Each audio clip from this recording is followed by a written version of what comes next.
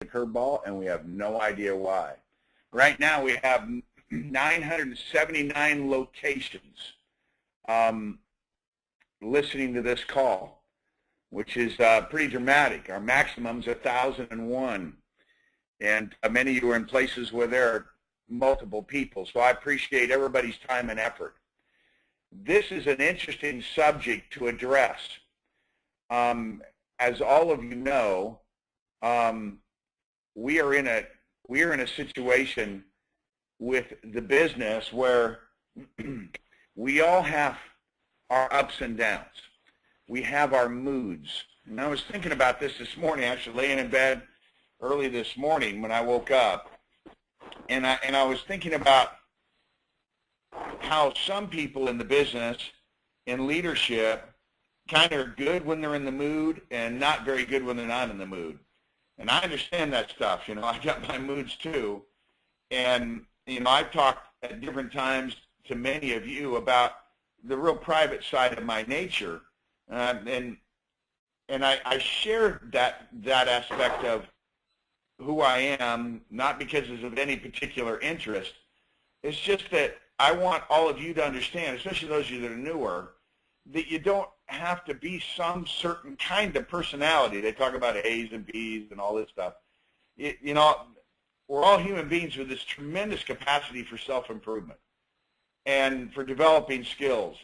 And in the development of skill and ability, I just want you to know you don't need to be amazing in every area. You know, I use a golf analogy. We just had a championship weekend for the PGA Championship, and you look at the guys who win a tournament in any given week in golf, they're usually up near the top in putting, but they're usually not in driving accuracy.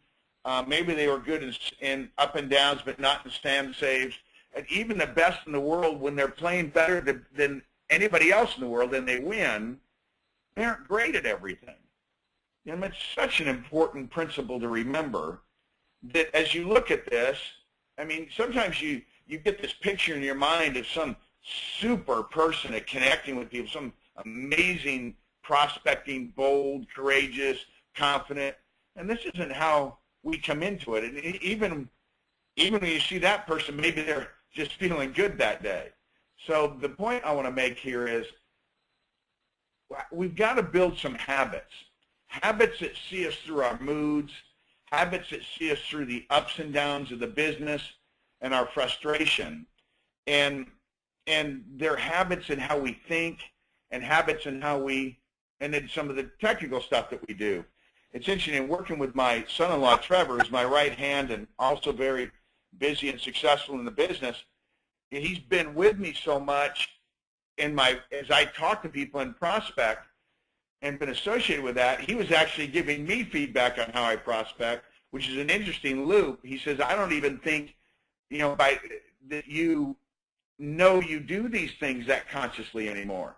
And that's what got me thinking about the habit pattern that I've established that sees me through all my different things. There are lots of days I don't want to talk to people. And I pick a crazy business for feeling that way with any regularity, but there it is. There are lots of days I don't, but I do anyway, and I do fairly successfully because of the habit pattern. And I'll look sometimes at a full day of appointments and conversations with people. I go, oh, man, you know, I'd love to go play golf today, or I'd love to whatever. I'd love to just not do it, you know, but I do it. And, of course, when you're interacting with people, it's always its own reward. I mean, almost universally, it's a real positive feedback loop. And so that sustains you. Giving to people sustains. But it's also sometimes challenging and a little fatiguing. And so the habit pattern is what has carried me. My habits now have me be an effective prospector every day, you know, when I'm out among people. Same with inviting, same with recruiting. You know, that I'm not having to do a lot of conscious thought. I don't, when it comes to a recruiting presentation, I'm not having to think through that much what I want to say. That stuff is basically committed to memory. And we're going to talk about all of this in a methodical way. But I want you to be excited about the chance to just be better in these areas. And like I said, we could talk for 5 hours about this. If we were all together in one place, and we, and I wish we could be very interactive, but I think there's around you a great deal of knowledge about some of these things. For most of you, that's true. And you need to take some of the thoughts or questions that occur to you as we go through this webinar and take it to your local leadership and reach up if necessary and get some clarity on some of your questions that remain outstanding or unanswered by the time we're done. So I just want to make sure we don't, there's no way to make this all-inclusive, in the time that we have allotted to ourselves today. So let's go to slide 1. And remember, it's just how to be better at this stuff. Let's talk about building your natural market. And I love that little saying, life is about the people you meet. I mean, that's certainly true when I walked into a room full of beautiful young women in college and my eyes met the beautiful brown eyes of a short, freckled girl named Cindy Maley, who is my wife now. And I met her, not even then. We just had eye contact then. And that's still, I guess, technically meeting, because it sure made an impression on me and on her, I found out later. And then we met on campus, ended up talking, and, of course, here we are today with this wonderful life. And so building your natural market is an ongoing process. Point 1 is that you need a dynamic, growing prospect list. I've emphasized before in previous webinars that just doing a list once, it's a mistake when you think, well, step 1 is doing a prospect list. Well, we all do need to do a prospect list, but step 1 is step 1 every day. And so we need, we need to have it be a continuous flow in and out. And what I mean by that is you have names coming in, you're adding to it. I added 4 names to my prospect list on Saturday. And that's interesting, right? Because we've got this gigantic company we have the privilege to override and work with and got all kinds of things going on, and yet I'm adding my prospect list. Well, part of that is just habit. I refer out almost everything that I do at this stage of the game, with a few exceptions. And I'm still recruiting. When I'm done with this webinar, I'm doing a recruiting call with a guy in the business. Anyway, we used to be together years ago, and we're going to make some things happen. But it's, all of that stuff is going on for me too. So I feel qualified, and I'm not just walking down memory lane as I talk about these things. This is the stuff that we have done at Cindy and I for decades. And around us has grown up this wonderful, positive experience in the business. So a prospect list needs to be dynamic and growing. There's a continuous flow of people you're meeting that you're adding to it, and people that are coming out either as recruits or clients, or they say no. But all of those situations, you're looking to add referrals. And, of course, if a person joins, that's a whole prospect list. That's your referrals, too. You're helping them work it. And it all comes back, in a sense, to your prospect list. I've mentioned before on this call that last year, in terms of our career, and these are the ones we know about, but it's a minimum, we went over 1 million recruits over the last 33 years. We've now begun our 34th. But anyhow, over 1 million recruits that have come directly, indirectly through our prospect list. So you got to know I have kind of some conviction about a prospect list, about adding to it, about have it be a continuous process, and have it become a positive way of life. And that's the thing I want it to be. Make it a way of life. Make being friendly to people and talking to them a way of life.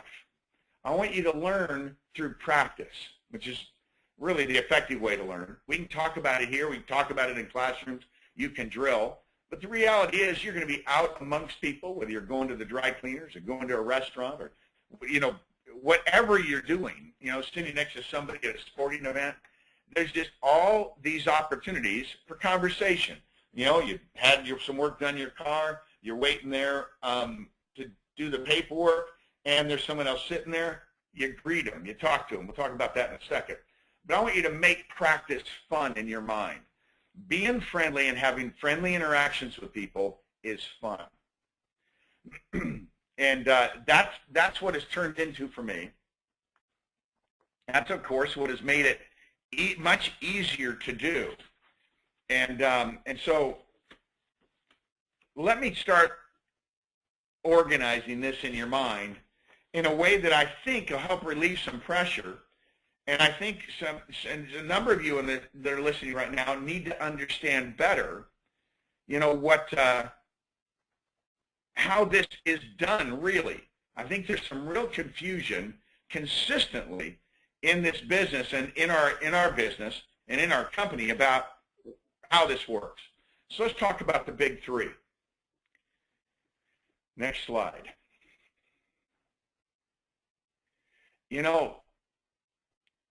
We mentioned there are three things on the title page, so here they are. One, prospecting, which is basically making a positive impression. Okay? Two, inviting. This is where you intrigue somebody a little bit and arrange to meet. And this is pretty simple stuff. And three is recruiting and presenting the opportunity, which is a little bit more involved. And you want to watch that being done. You want to have some help being done when you're new. But it's something you want to get organized in your mind and learn to do, and what you basically want to cover in talking about the opportunity, because you want to very quickly move past worrying about what you're saying, and so you can put all your energy into how you say it. That's a very important thing to understand, moving from what you say to how you say it. Once you get the stuff organized in your mind, these points. We're going to talk about market need, and we're going to talk about the quality of what's available today to the consumer. We're going to talk about how distribution is broken down in the industry, and we're the answer for it. I mean, it's all that kind of exciting stuff. And so as we look at that, are we okay, Trevor? I guess so. I'm getting a lot of questions about people can't see the slides, even though it says it's showing it and stuff. Okay, we're getting some questions that people can't see the slides, and we're not doing anything different on our end that we're ever doing. So we're trying to fix this as we go. If not, then you're going to take good notes. I think we're squared away now. But so there are the big three: prospecting, inviting, recruiting. Again, you know how I say 1, 2, 3? I mean, I want this to be very literal in mind. These are three separate events. I'm going to emphasize that again here in a minute. Three separate events. Where gigantic screw-up comes from in this business is that you think you do all three at once. I was watching someone who's actually pretty successful in the business. We were out to lunch. We were back in the East Coast, and Cindy and I were eating with him and his wife, and there's this server waiting on the table, nice guy, and I engaged him in a prospecting conversation. We were making a positive impression. I had no plans on recruiting this guy. I wasn't exactly in the right market, and he was 3,000 miles from where I live. But but it's a habit. It's a habit that I prospect and get to know people. So I got to know that this guy, how long he's worked there, that he's a musician, what his music is. He's been on had done some fairly cool stuff with some prominent entertainers, and been on a couple of music videos, and he taught a local school, because we'd asked him about this big private school we'd driven past in this town. It was very impressive. They'd been there over 140 years, and anyway, and so he was talking about the way he used to teach music there, and so we just having all this conversation. You can see, I remember all this stuff, and this was months ago. But this is what happens when you just get to know people, but I could see my friend almost quivering in the booth across from me in a desire to invite and recruit right on the spot, and overwhelmed. Now, sometimes you get one shot at it. You're never going to see the person again, and maybe you do that. But I'm going to talk about how you do, in natural ways, get to see him again. And if he worked consistently at that restaurant and you lived in that area, You simply come back to the restaurant, see them a couple more times, and then you move to an inviting standpoint, a getting together to talk type thing. And so understand, if you're sitting there when you're out meeting people, in other words, as a stranger that you're meeting and you're just chatting them up a little bit, if you're sitting there thinking, how am I going to invite them and how am I going to recruit them right here, no wonder you're messed up, right? I mean, if you're trying to do all that at once, there's nobody on the planet that's any good at that. Gosh, you guys, 34 years of experience I've got, all this, and practice, and I'm no good at taking a stranger from not knowing who the heck I am and not having any kind of impression to somehow I'm giving them a whole spiel. When you think of people like that, right, you understand, right, what I'm talking about. And so we're going to talk a little more about that when you get to the prospecting section. But these are three separate things, and it's kind of amazing that any of us ever thought they were supposed to be all done at once, because that would blow up my mind. Yet I remember when I thought I had to do them all three at the same time. I want to give some props out to Ed Milet. I mean, I heard him talk on this not too long ago, and it was really clear in his thinking, some of the best stuff I'd ever heard on it. And I've drawn from that to help in this. I mean, Ed's a guy obviously I'm talking to all the time, and I love the way he teaches. And anyway, we are a tag team in a lot of this stuff. So, but I know that we need to get better as a company. You need to get better as individuals in these things. And the first major step is understand the three separate things. You're not supposed to meet a person and do all three of them at the same time. That almost never happens. I mean, if you talk to 100 people, what would you get? One or two that might respond to that? Most of them would head for the hills. If you've ever been approached by some kind of crazy multi-level person, and please don't be offended if you used to be a crazy multi-level person. But anyway, it's, what they just, and it's not really that, it's just whatever they want to talk about, they just blurt it out. They can't stop. There's no mental or emotional governor on these people, and I always pictured it like throwing up on somebody. Nobody wants somebody to throw up on them, and that's kind of what that's like. When you're trying to do all of this all at once in 3 minutes in a grocery store line, or in a parking lot somewhere, it's kind of like assaulting people, and so let's try and figure out how we can be more effective. And when you get this, it's pretty powerful in your life.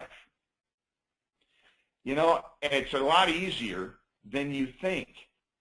Now, why do I have a picture of a guy in a parachute? Trevor reminded me of this. I often say, look, with what I know now and my skill set in this area, just the things that I've learned, you could put a parachute on me, push me out of a plane, drop me in some town somewhere, and I would start to get to know people, and within a matter of days, I would have 100+ people that I was working with and getting to know, that I would be turning into a quality warm market.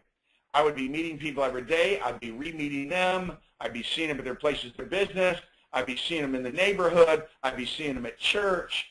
You understand what I'm saying? I'd be seeing them and then connecting socially with people, and I wouldn't yet be inviting most of them at this point. Every once in a while you make a connection, somebody jumps in the boat, they would go, man, what do you do? And then before you can even answer, they go, man, I need to find something better to do than what I'm doing now. I need to find opportunity, and when that happens to me, I go, oh, stop. I look around for the camera. And it happens once in a while, but not very often.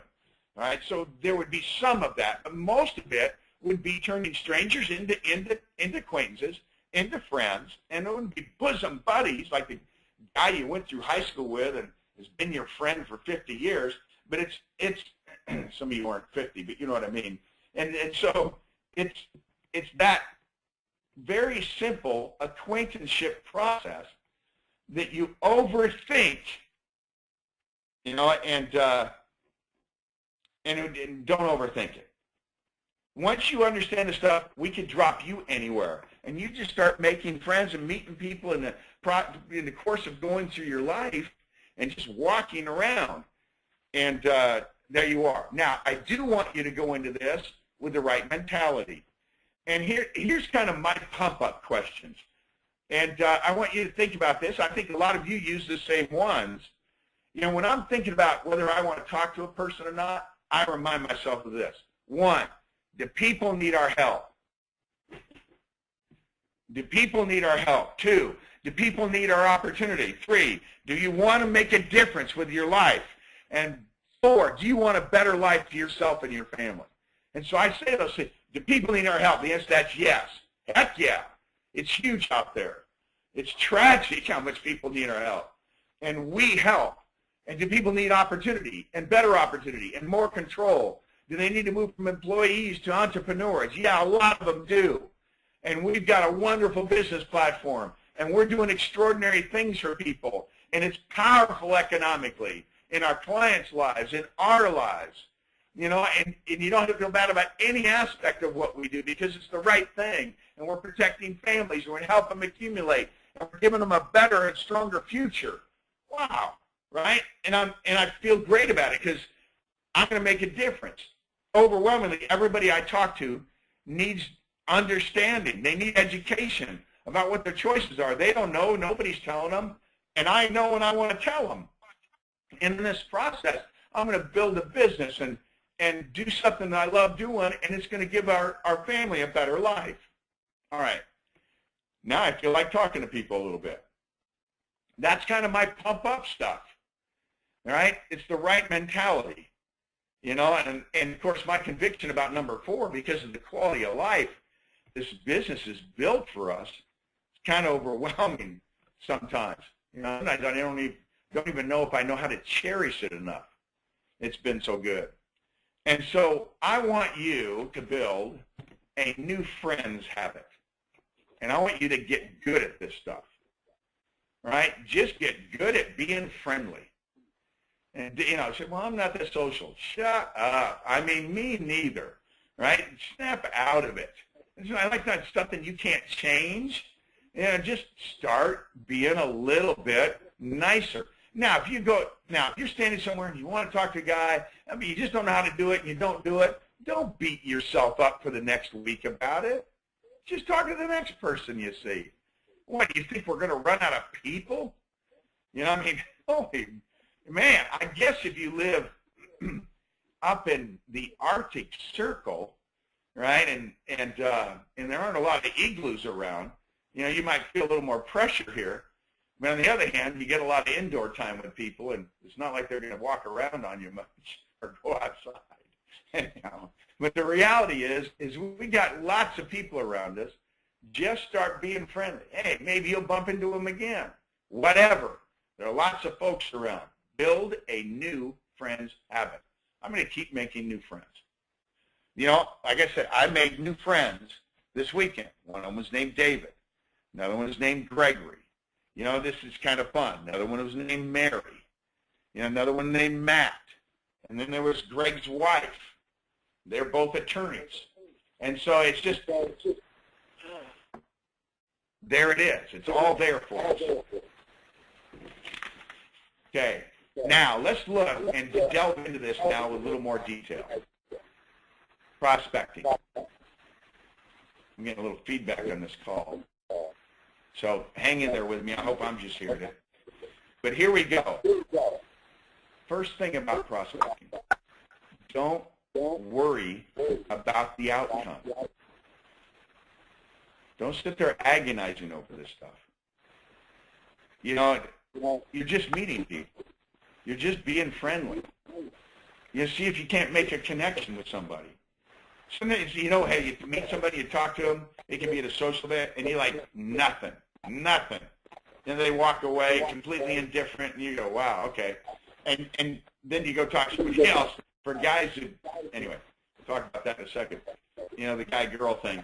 When we understand we're just meeting people, we're prospecting. In other words, I live in a state that was exploded its population because of prospecting. And they were prospecting for gold. That's where the word, the name 49ers came from, because it was in 1849. You had all these people that came from the east to the west to California to make their fortune. And so it's interesting that we can talk about prospecting. But as you went from stream to stream, and you went from hill to hill and mountain to mountain, and you were looking for gold, most places did not have it. And here, by the way, friendly people that you can make a connection with, there are more of them than there is gold. So this is, don't worry about the outcome. And then I want, next thing, just talk to people. And here's a tip: be sincerely interested in them, in what we're saying, and what you're interacting. As I've got to know Greg and his wife, they had 2 daughters with them. They're a little bit older than our granddaughters, and we had talked about that, and then we talked about motherhood with her, because she teaches in law school. His wife does. And we were down in Pebble Beach, and they were visiting Pebble Beach from out of state, and we just had this wonderful conversation. We ended up talking with them about 30 minutes or so. And we talked, and by the way, I direct most of the conversation to them. Lots of people in there prospecting that you're not even listening to them. You just can't wait to tell them something about you, or you want to talk about the opportunity. Man, you're blowing it. You're interested in them. We know where their girls go to school. They go to a private school, and what they spend on it. We talked about a local private school there called Stevenson and at Pebble Beach, and it was similar in cost. So these guys make some money, right? And because these are very expensive schools, and to have your little children in the school that's costing you $25,000, $30,000 a year in elementary school, man. Anyway, you got to be having some business success. And so I perk up from the client investment standpoint, and all these kinds of things. And so but we're just getting to know them and how they met, and we know where they went to school. She was born in Palo Alto, California, but she her parents moved, and she went to school in college, and anyway, and went to Emory, and then went to University of Georgia Law School. See how much I know about these people, and where he went to school, and and how they met at work, and what he does. Anyway, I'm sorry I'm going too much about that, but just because we really are interested in people, even if we're never going to talk to them again, even if we're never going to lay eyes on them again, I want to have a good 3 minutes or a good 5 minutes being friendly and getting to know somebody for a couple of minutes. Every once in a while, I'll be asking questions to somebody, and they're like going, you can tell. They're like, what do you want to know? Now, one thing I'm careful with as a man is talking to a single woman, a woman by herself, and just trying to talk too much about it. I find it very easy to prospect and talk to women when Cindy's with me, and I introduce her as my wife, and they don't have to worry what my agenda is. I know it's a weird world out there. And so be sensible about those kinds of things. It's interesting. I was in the airport, and on one of our last travels, and I'm not trying to remember where it was. Was it Salt Lake? Was I down in Southern California? I don't remember. And I'm standing next to a gal at Jamba Juice, and we ended up talking. She's a sharp professional person. And it ended up, and then Cindy walked up, I introduced to her, and ended up we both had used to live, she lived in the same town where I live now, what she does for a living. It was Vegas, is what it was, I remember. Shoot, why should I forget that? It was coming in. And anyway, we ended up talking about all this stuff, and we had all these things that we'd been in the same place, lived around the same areas, and our families had, and what she did for a living, and it was fascinating. And I wasn't trying to recruit her. I just was talking to her. I was sincerely interested. And we ended up having an interesting conversation that she'll remember 5 years from now. But I didn't move my business ahead. Not at that one. It just didn't lend itself to that. We weren't going to be in Long Beach. She had to get to her plane. We did too. And I guess it was coming to Vegas, now that I think about it. And so from here. So I'm just saying, you build the habit, there will be lots of opportunities to add names to your list. But not everybody you talk to will you add to your list. Build the habit. So let me give you a couple of tips. One, ask questions. Thank you. And ask questions that are situation appropriate. You know, and in other words, what do I mean? You're staying in an tire store, you're both having tires put on your car, and you say, you know, what kind of car do you drive? You know, isn't it amazing how expensive 4 tires are nowadays? You know, and what kind of mileage do you get on yours? You know, I mean, whatever it is, you know, you can be asking questions like that. And, hey, my name's Rich. What's yours, Bob? Good to meet you, Bob. You live around here? You live from this area? And it just lends then to family and what do you do? And it's just, and it's not too fast-paced. You know, I'm not all over them. It's just a friendly conversation. If they ask what I do, I say, well, I've been, you know, in the insurance and investment business for a lot of years. It's been a great blessing in our lives. And then I'm back to asking questions about them. Well, how old are your children? You know, where do they go to school? Are they involved in any sports? I love talking about that stuff with people. And I'm back to talking about them because this isn't an invitation and this isn't a presentation. This is prospecting. Next thing, be a good listener, right? Stay relaxed. You know, don't amp up too much. And this is where practice comes in. Now, you've had this friendly conversation. So I'm sitting with Greg and his wife, and it's just, and Trevor's the one that reminded me of how to do this. I don't go, could you give me a card? Could I have one of your cards? Just something about that just doesn't work. Doesn't feel right. And so here's the basic question, some of the questions I ask when I just want to be able to contact him again. So I say, hey, do you have a card? I said, Greg, do you have a card? He says, yeah. And he pulls it out and gives it to me. I said, that's great. Is everything on here? Should sell on here if I call you? He says, yeah, I'd love to talk to you. I said, how often do you get back out here from the East? He says, well, a couple of times a year, and he likes to play golf. He played Pebble Beach that day, and that's how I led into the conversation. I go, did you play Pebble today? Did you play golf today? He said, yeah, I played Pebble. Well, how'd you do? Did it spank you a little bit? Yeah. And we were into it. It was situation appropriate. We're sitting at Pebble Beach Lodge, and I overheard him talk about a triple bogey to his wife. And so then it was easy to talk to him about that. I talked about the other course, Spyglass, what other courses on the peninsula are great to play, what my favorite course is, and how I'd be glad to take him out there sometime if he came back, and off we were. And it led from that to marriage and family and career, and we were friends. You know, I would be friends, good acquaintances almost. Right? If I were to pick up the phone and call him right now, he'd take the call. He'd go, Rich, how you doing? I said, good. I just wanted, you know, and I'm going to do that this week. and okay, so, and I also say, hey, and the other thing I did is I took out my phone. I said, this is great, but I tell you what, put yourself in my phone, you know. And so I just handed him a blank, and he typed it on my iPhone, his name, his wife's name, his kids, you know, and put his phone, his cell, and his work phone, and his email, and this is the one that I use. And you know, I said, give me the one you use the most. He said, this is the only one I use. And so he put that down, and I said, put D.C., you know, because I'll remember him as a couple from Washington, D.C., and he's 5th generation D.C. How do I know all this stuff? Because I ask questions, and I'm friendly.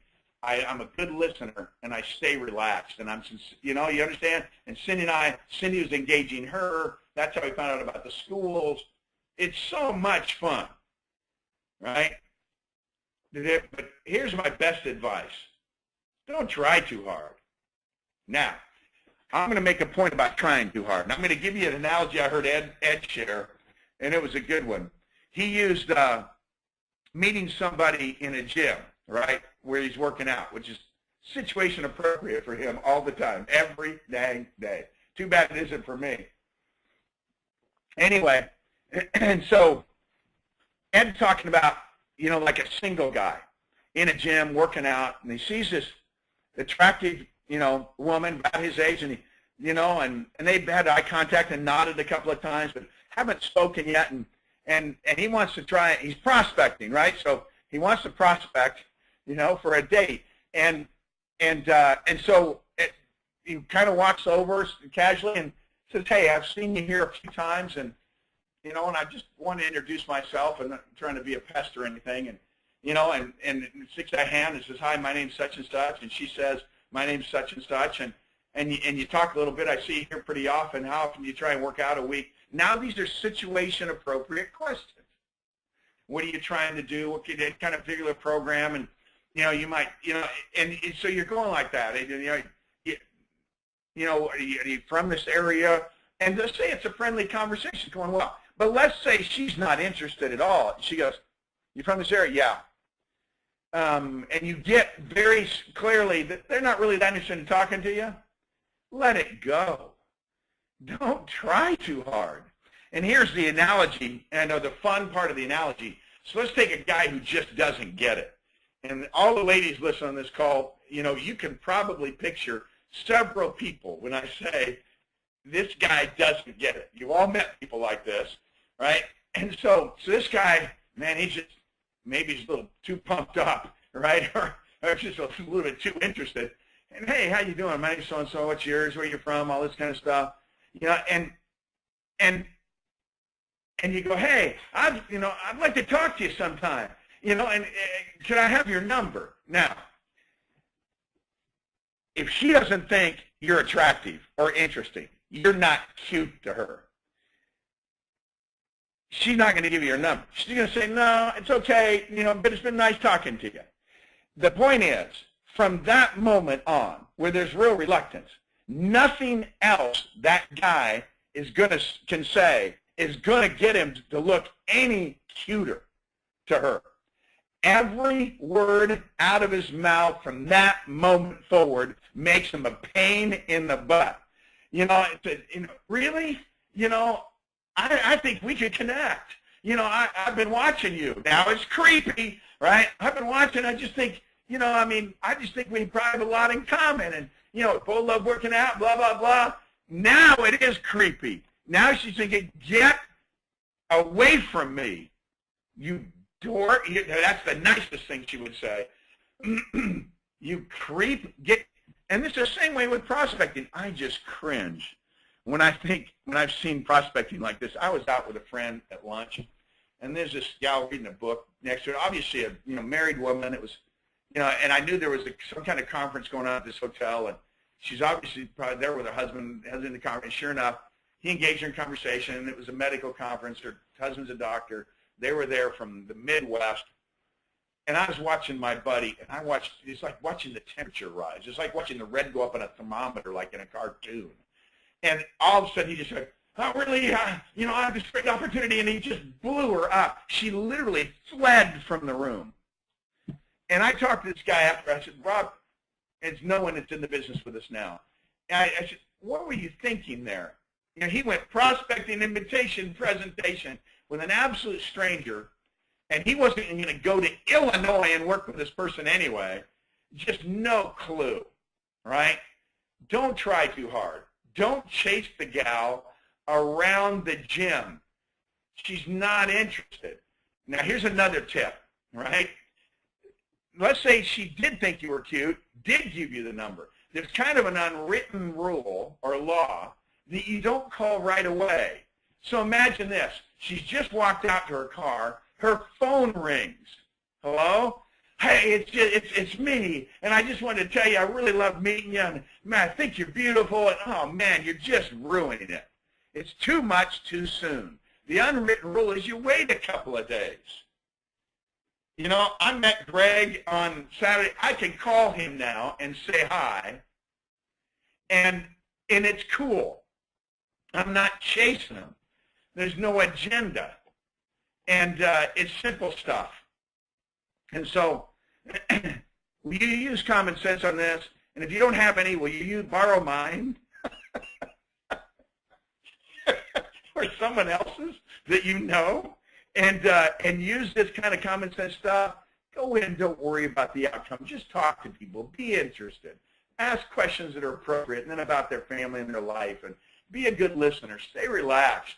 Make it a simple question when you want to connect. Let's say if I'd ask this guy, do you have a card? He says no. Well, shoot, I'd love to talk to you again sometime. Well, maybe we'll bump into each other, he says. Let's say he said that. Got it. Not interested in follow-up. For whatever reason, let it go. I'm not going to try any harder than that because there's 10 million people in line behind this guy to meet in my life in the course of living my life. And so don't put this kind of pressure on yourself, and understand, once you reach that point, nothing you say is going to make you cuter or more interesting. It's just going to make you more creepy and more of a pain in the rear. All right. Good. Next one. Inviting. That little simple button up there, I love what I do, or I heart what I do, is I love what I do. And I think that's a critical part of connecting with people, and of wanting to connect with people. And so now we talk about, now we've had prospecting.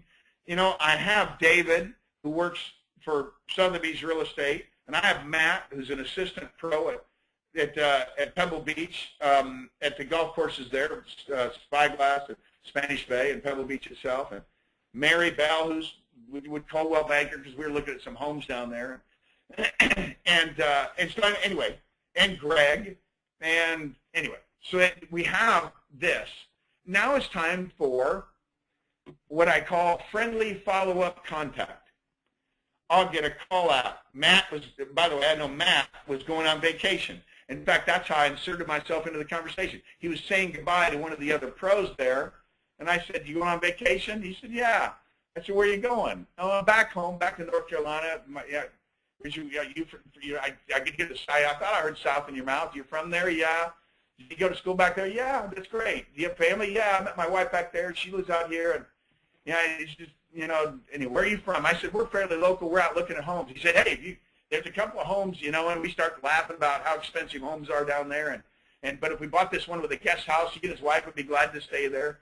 So we just got laughing. It was real friendly, and they have one child, and I'm going to connect with this guy because I liked him. And I was also asking questions about the new practice facility they're building there. Situation-appropriate questions. Very simple conversation.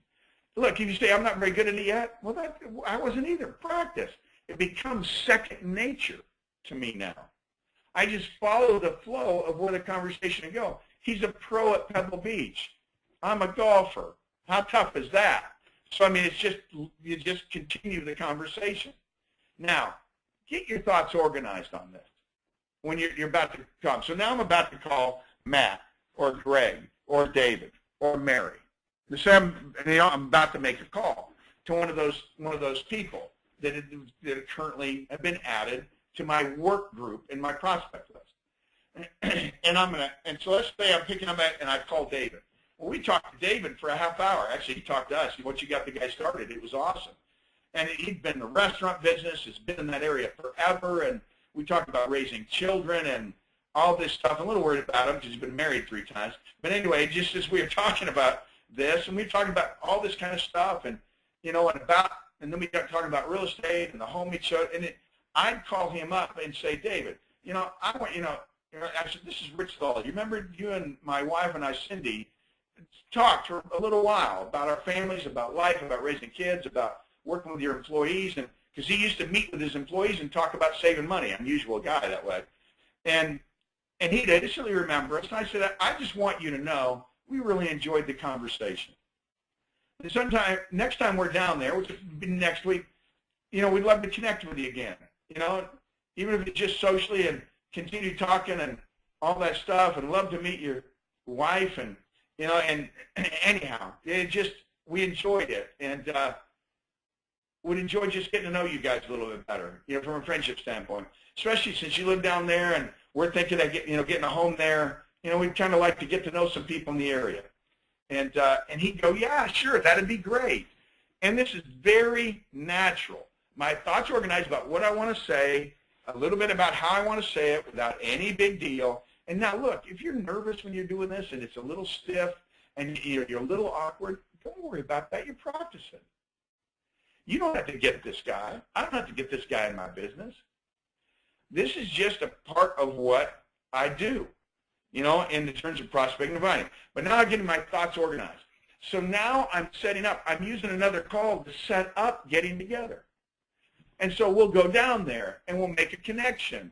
And he'll be at some house or he'll be somewhere we can meet for lunch, or we can, anyway, or we can come by his office. And now we're talking again. And it's at this point, I'm going to lead the conversation around a little bit to what I do and share my passion. Now, I'll be honest with you. With this guy, because we talked long enough and we're interacting, he heard some things about what I did and the passion. And my thoughts are organized about that too. But mainly what I'm doing here, is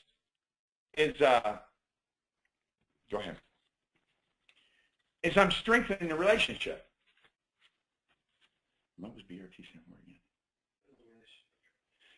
again? BRT stands for, I'd forgotten what BRT stands for. I put it up there. Forgot what it stood for. What a mind. Okay. Building a relationship of trust. It's actually a church term from our missionaries. But you're strengthening the relationship. I'd be calling David and strengthen the relationship. I'm going to call Greg and strengthen the relationship. I'm going to call Matt, and when he gets back in a week, and strengthen the relationship. I'm talking to Mary and strengthen the relationship. And what I'm doing is I'm building a relationship of trust. This is a friendly guy. Seems like a nice guy. He's a straight shooter. Seems sharp. Seems competent. And I mean, you're creating impressions. For those of you who've heard me talk about brand, I'm building my brand, if you will, with them, my personal brand as a human being. And as a family man, as a loving husband, as a dedicated father, as a grandfather, all of these things get mentioned in the course of conversation about our families and stuff. And then that's our brand.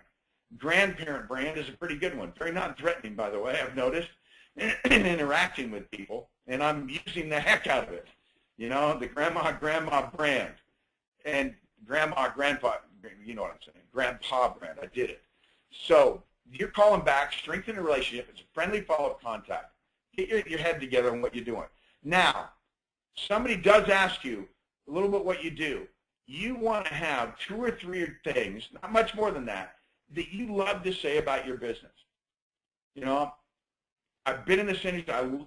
The one thing I can't believe about the business I'm in is how much people need this kind of coaching. They just don't know where the safest places to put their money are. They don't know where to get, that has a track record, like the return and the safety and the tax. You might mention a couple of things, and I love the camaraderie of our business. I mean, my company, my team, is a lot of teamwork and we just have a great time doing it. It's a real strong, it's a special business. And I also love kind of how profitable it's been. It's been a great blessing to our family, this prosperity. And even during the down times, we've done really well. That's a unique aspect of our business. A lot of businesses aren't like that. When I'm talking to a real estate guy, they really get that. And so, but I have my thoughts organized, and I know what points I want to make. Now, I want to remind you again, inviting is not a presentation. Keep it simple and brief, the points you make. Not a presentation. And here's the points you ought to make. What do you love most about your business? That's it. What do you love most about this business? What do you love most about yours? Because this is your business. What do you love most about what we do for people? And what do you love most about our opportunity? Have a point or two about those 2 things. And if it doesn't intrigue at all, then don't worry about it. It's back. You're just going to be prospecting more people. A bunch of people are going to be intrigued. A bunch of people aren't going to be intrigued. That's why you got to be prospecting. That's why you got to do the friendly follow-up contact. See if the connection continues, and it deepens a little bit. But what I want you to do, and I'm going to say this next bullet point, is I want you to become an inviting maniac. And really what I want you to do is become a prospecting maniac. That will allow you to become an inviting maniac. And I say 24/7, you got to have these points clear enough in your mind that I could wake you up in the middle of the night. And many of you heard me tell that story, where I'd call my guys. Sometimes I'd set the alarm to 3 a.m. and I'd call one of our guys, and I in the middle of the night. I remember when the first time I did this, freaked them out, but it was awesomely effective in the organization. It got to the point in about 7 or 8 months, I could literally call one of our cool key guys in my base shop and tell them to invite me at 3 in the morning, waking them up from a deep sleep, and they could start inviting me. That's how much we focused on knowing the points we were going to make about what we do and about our opportunity. And just an invitation. Someone they already had, a connection with, that they had already done some BRT with. And so I hope this is making sense to you. 3 separate things. Prospecting is one thing, and you only do prospecting when you do prospecting. Inviting something else, that's when you're doing your contact, strengthening the relationship, and now you're talking about what it is and how you want to get with them and talk to them, about what we do. And they say, sure, or, well, I'm not interested. Either one's fine with me, because there'll be plenty to say yes, just like there'll be plenty to say no. I'd love everybody to say yes, but it's not the way it works. But I'm going to meet 4 more people, today probably. I mean, literally. If I went in some golf balls later this afternoon, I'd go by a restaurant or whatever, I will get to know people around me because I am a friendly dude, and I've built the habit of being sociable. But if they're closed off, I let them go. It's just like fish, catch and release. Right? If you're fishing for one kind of fish that's good to eat, and you catch a carp, you're going to let the daggone carp go. Anyway, I know that's the perfect analogy, but it serves the point. So we talked about prospecting. We talked about inviting, right? And it's all easier than you think. Let the pressure off. Let's go to the next slide. Let's talk about recruiting. Now, you like that? Next exit, new life. One of the fascinating things to me about what we do and about this kind of work and talking to people, or when people are coming into BPM, I'm in a give, or I'm doing a one-on-one, or whatever it might be, or I'm in a home talking to a few people at a time, whatever the venue is, with regularity, and especially before I'm about to talk to them, I remind myself of when I sat in that room. I remind myself of when Swan Nguyen came into a BPM on a Saturday morning of mine. I remember when Ed Milet came over to my house and we did a one-on-one. And I remember meeting Jeff Levitan for the first time. And I remember when Greg Kapp and I started making a friendship, and later we went into business together, and it changed both our lives. It's been a great blessing. It's sure been a blessing to me. I can speak for me. And I remember when I first met Penny Oy, and wow. And I remember when I first met John Pham and June Daly Cruz and so many other great people in the business. And I remember when I first met Eric Olson, vividly, I remember it. And I think about, someone like that walking into a BPM or a presentation I'm about to give and reminding myself of me doing that, of other people I know that came into that. And that moment was a complete new direction for our lives. It's going to give us a completely new life. I mean, Swan was a social worker. Ed Milet was in the business, but he's just bumping along in Stockton, California. And Jeff with the PNC business. And I mean, just, wow, making a living. And I think of us all now, and I think about where we're headed. How every day is an adventure. And guys, get in your head, this opportunity changes lives, and so it's presentation time, and when you're going to give a presentation, you've got to control the environment. And so, now some people say, hey, I'll meet you at a restaurant, and you got people walking around, and the waiter coming back and forth, and they're shoving food and taking it away. I don't like that kind of environment for a presentation. I like a home. I like an office. I like them invited down. I'm fine. You write with a BPM, corporate overview, whatever the heck it is you call it. But the thing is, I want them to be able to pay attention. I want to be able to hear me, keep their concentration on what we're covering, right? at this point, I'm increasing my passion and conviction. In other words, no, that's probably not perfectly accurate. My passion's already sitting there inside. My conviction about what we do for people and our opportunity is the needle's pegged in the red. And so, but now I'm going to start letting it out more. You know, I'm starting increasing my RPM. Why? Because they've been prospected and they've been invited. And there's the relationship of trust, or I'm borrowing somebody's relationship of trust and been introduced and edified. And now they're going to see passion and conviction from me in a controlled environment, office, home, like I say, someplace quiet. I guess you could do it in a restaurant if you eat and you say, okay, let's take a few minutes and talk about this. You ask the person not to bother you for a few minutes, and you're off away from that, and you can get undivided attention. But you've got to control the environment. That's the main point about that. And increase the passion and conviction. If you're giving a one-on-one, and that's, you've got to have your thoughts organized on that too. Just like you did on the bullet points in an invitation, you got to know. And you've got to understand the difference when you're recruiting people between higher law and lower law. Many of you have heard me talk about this in some detail. I have talked about it in previous webinars, but there's a deal. Lower law stuff tends to not emotionally engage people. You know, I mean, how you fill out a term insurance application is lower law, for Transamerica. How you fill out a WRL, IUL, thing. How do you move money onto the platform with TFA? I mean, that's lower law stuff. How to do a follow-up interview, how to construct a prospect list. Talking about that stuff too much when you're recruiting is a mistake.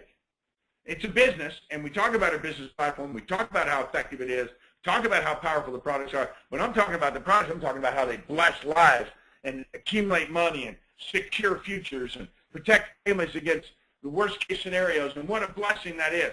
And that's more of the higher law aspect of talking about products and service. But when I talk about higher law, that's when I talk about the languages, and I'm not going into that in any detail right now, but the language of helping people. When you talk about how much what we do helps people and how wonderful it is to help people and why they need the help and where we come in and how proud of it you are. That's your passion. That's your conviction. You're also part of the higher laws talking about the language of a better life and talking about, man, I appreciate the better life this has given our family and so many families here on the team.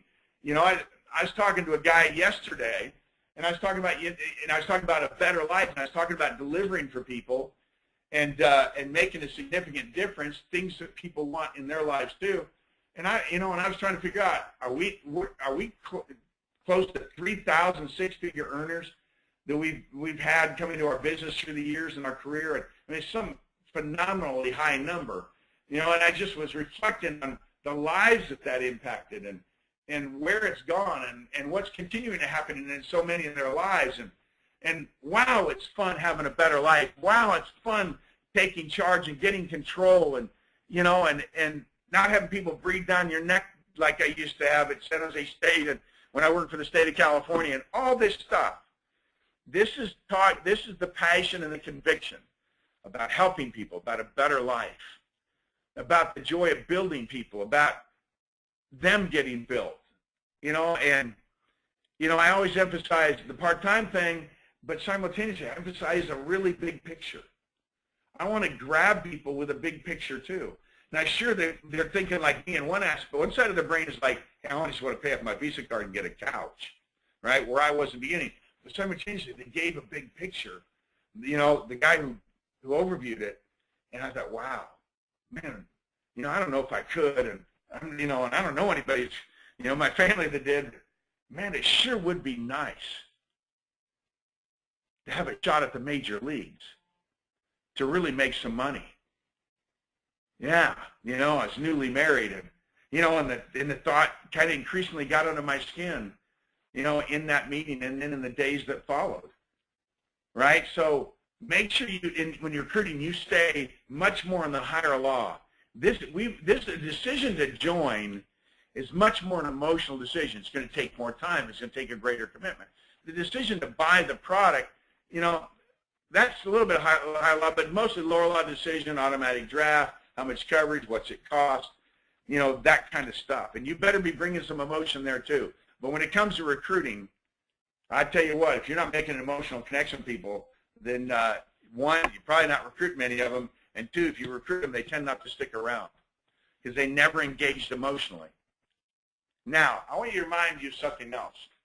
Recruiting is a 4 to 5 hour process. And what do I mean by that? You're not giving a 4 to 5 hour presentation. But think about it. In whatever scenario, they come down and you connect with them to give a company presentation. You're realistically spending hour and 15, maybe an hour and a half in that process, right? And then there's a follow-up. Let's go ahead. There's this process, right? And then there's an interview afterwards where you get with them again. And often we spend, 45 minutes, an hour in there. You don't want to spend a really long time there, but now we're into it 2.5 hours probably. And now we're going to get with them in their home. If you haven't met the spouse, you certainly got to meet them and maybe close being a recruit. We also start them in a client process, gather data, talk to them about our concepts, and starting to get them involved, in understanding what we do and how powerful it is and how good it is, right? And so, and when I became sold on the product and services, and simultaneously I was feeling good about the opportunity, I was in.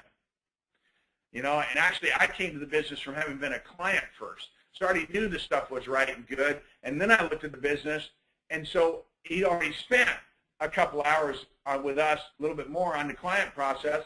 Then I went in and had the hour BPM and an hour follow-up afterwards, and so there's my 4 hours, 4 to 5 hours. But you've got to understand, this is the process of building conviction in them, connecting with them, right? And then, of course, you're going to start me up if I'm your new recruit, and we're going to start working on a list and start to go out in the field and talk to people, invite them down, and the whole process comes. But as a spirit, and we're just about done here, we got to finish up, is you've got to bring energy and urgency to recruiting, and energy and urgency to prospecting and inviting.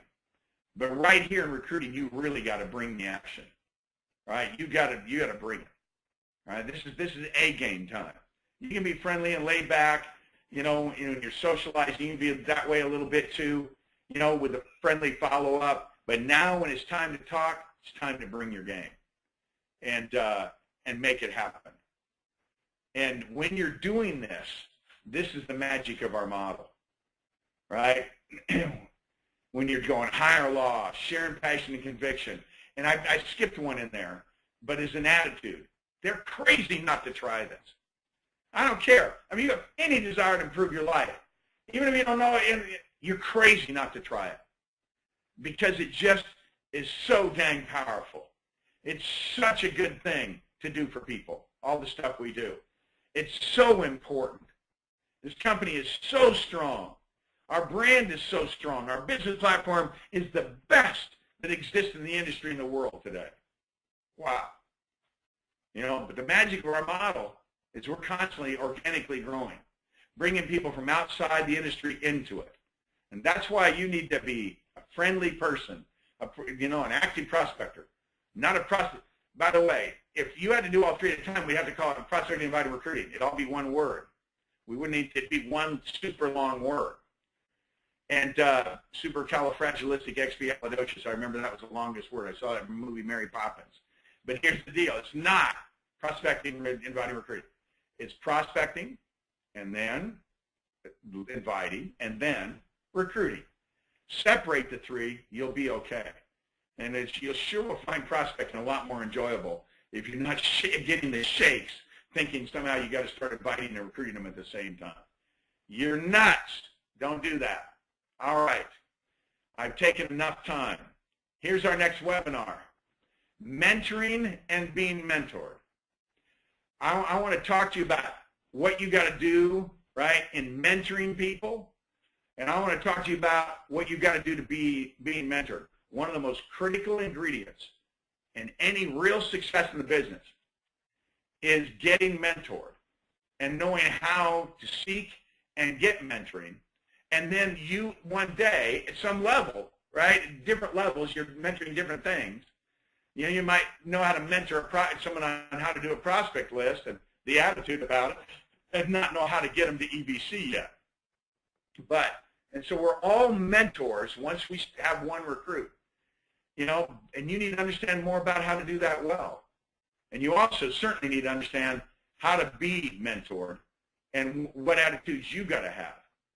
And there's Yoda, one of the ultimate mentors. And when Luke said, I'll try, he said, no. And I'm not going to do his voice. I'm just not that kind of nerdy guy. Try not. Do or do not. There is no try. One of the great quotes from Mentoring in a Movie. All right. That's it. Next September 11th. Right? A monumental day in our country's history as of 12 years ago. Well, there we are. So September 11th, 2013, next month, 9 a.m. Pacific, we'll talk about mentoring and being mentored. I hope this is of some use to you today. I appreciate all of you being on the call. Let's get back to work. Will you go prospect today? Maybe do a little bit of inviting with people you've already prospected. Why don't you go out 100 names? See how fast you can add 100 names that you get in process from having been friendly over just the next few weeks. And watch how that changes your spirit and attitude of the business. To have all these good people to connect with. It's very rewarding. We change lives. So let's get busy changing them. Let's go make a difference. Thanks, everybody. Love being in business with you. Talk to you soon.